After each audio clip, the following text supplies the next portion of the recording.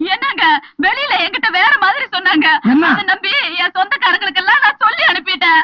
சாக பழக்கி கிடைக்கிறேன் சொன்னாங்க. ஐயோ செத்து போயிட்டீங்கன்னே சொன்னாங்களே. அட பாவிகள், கொல்ல பேர் நான் சாகணுமே அலையறாங்கடி. அது இருக்கட்டும், எப்படிங்க இப்படி ஆச்சு? அது கிணத்துல புள்ளட்டு ஏமாந்து கிணத்துல வந்து புண்டாட்டி சொன்னா நம்ம பதவிக்கே ஆச்சுங்க. அது வந்து நம்ம தோட்டத்துல இருக்க கிணறு இருக்குல்ல, அங்க வந்து திருட்டுத்தனமா ஒரு மாடு மேய்ஞ்சுக்கிருச்சு. நான் குடை எடுத்து அப்படியே லைட்டா சுத்துனேன்.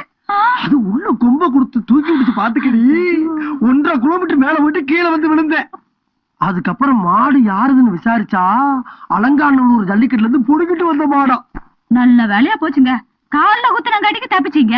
இதுவே மண்டையில குத்தி இருந்துச்சுன்னா? சரி சரி, டாக்டர் சாப்பிடறதுக்கு வீட்டுக்கு போயிருக்கான். அவன் வர்றதுக்குள்ள நம்ம இங்க இருந்து புடிங்கிடுவோம்.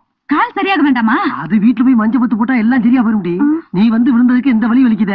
நீ விசாரிக்க வர பூரா வந்து விழுந்தானா என் கெது என்ன ஆகுறது? சரி, அந்த காலை ஒல்ல வெளியேடு.